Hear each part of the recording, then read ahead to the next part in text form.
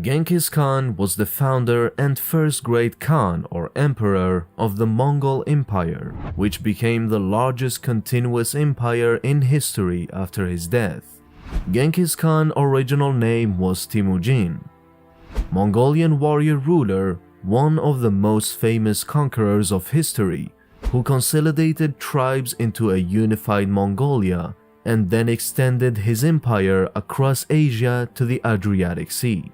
In this video, we are going to talk about Genghis Khan's background, so make sure to like this video and subscribe for more videos like this. Genghis Khan was a brilliant warrior and ruler who, from modest and humble beginnings, united all of Mongolia's nomadic tribes under the dominion of himself and his family in a rigorous regimented military state. He then turned his attention to the settled people beyond his tribal domain and launched a series of plunder and conquest campaigns that eventually took the Mongol armies as far as the Adriatic Sea in one direction and the Pacific coast of China in the other, leading to the establishment of the Great Mongol Empire. Real history. Only non-Mongol sources give close to the present knowledge on Genghis Khan's life.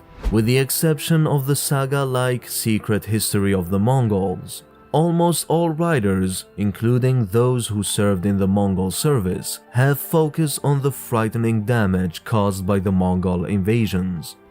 One Arab historian publicly voiced his disgust at their recall. Beyond the Mongols' reach and depending on second-hand knowledge, the 13th century writer Matthew Paris referred to them as a despicable nation of Satan that flowed out like devils from Tartarus, so that they are rightfully named Tartars.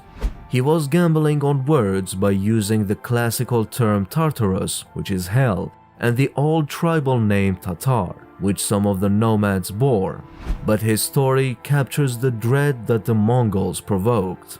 Genghis Khan must share the reputation of his people as the creator of the Mongol country, the organizer of the Mongol armies, and the genius behind their campaigns, despite the fact that his generals were frequently working on their own, distant from direct supervision.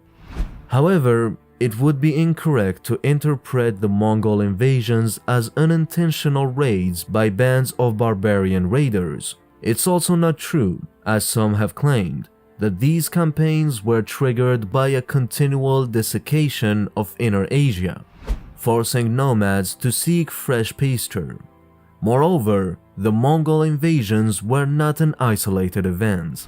Genghis Khan was not the first nor the last nomadic invader to emerge from the steppe and threaten Eurasia's settled perimeter. His efforts were simply bigger, more successful, and had a longer-lasting impact than those of previous leaders.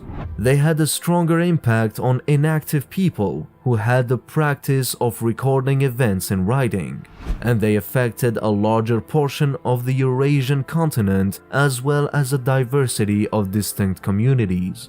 Two communities were constantly in contact, two societies that were mutually hateful, if only because of their dramatically opposing lifestyles, but both societies were interconnected. The nomads need some of the South's essential items and sought its luxury. These might be obtained by commerce, taxation on temporary caravans, or armed attacks. To a lesser extent, the settled peoples of China need steppe goods, but they could not ignore the presence of nomadic barbarians and were always obsessed with fighting expansion by one means or another. A strong succession ruler, such as the Manchu of the 17th century, could immediately extend its military dominance over all of Inner Asia. At other times, the Chinese would have to pit one group of barbarians against another, shifting support and manipulating alliances to keep any one tribe from becoming too powerful. Rise to power of Genghis Khan. Temüjin routed the Merkit with the support of a method Temüjin used on a regular basis to scotch the seeds of future revolt. He made a point of never leaving an opponent in his rear. Years later, Before approaching China, he would make certain that no nomad commander remained to stab him in the back. Not long after destroying the Merkit, he treated the Jurchen clan's royalty in a similar manner. These princes, who claimed to be his supporters, had used his absence to launch an attack against the Tatars and steal his belongings. Temüjin killed the clan nobles and enslaved the ordinary people as his own army and servants. When his authority had grown to the point that he could risk a final encounter with the powerful Tatars, he killed everyone who was taller than the height of a cart axle after defeating them in a battle first. The youngsters may be expected to grow up unaware of their true nature and to become devoted Mongol followers. When the Karaits' alliance with Togril finally fell apart and Temüjin had to remove this objection to his supremacy, he scattered the Karaite people among the Mongols as servants and warriors. This harshness was more than just wanton cruelty. Temüjin wanted to leave no elderly rival nobles alive in order to supply himself with a fighting army, and above all, to destroy the feeling of clan allegiance that favored fragmentation and unify all the nomads in personal obedience to his family. When he was crowned Emperor of the Steppes in 1206, he was to entrust thousands of households to the care of his own relatives and associates, replacing the previous pattern of tribes and clans with something more like a royal structure. The year 1206 was a turning point in the history of the Mongols and in world history, the moment when the Mongols were first ready to move out beyond the steppe. Mongolia itself took a new shape. The petty tribal quarrels and raids were a thing of the past. Either the familiar tribe and clan names had fallen out of use, or those bearing them were to be found subsequently scattered all over the Mongol world, testifying to the wreck of the traditional clan and tribe system. A unified Mongol nation came into existence as the personal creation of Genghis Khan and through many changes has survived to the present day. Mongols' ambitions looked beyond the steppe. Genghis Khan was ready to start on his great adventure of world conquest. The new nation was organized above all for war. Genghis Khan's troops were divided up on the system of numbers, were rigidly disciplined, and were well equipped and supplied. The generals were his own sons or men he had selected absolutely loyal to him. According to the information available, Genghis Khan had a complicated personality.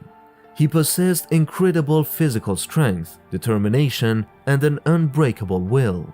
He was not stubborn and was willing to listen to advice from others, including his wife and mother.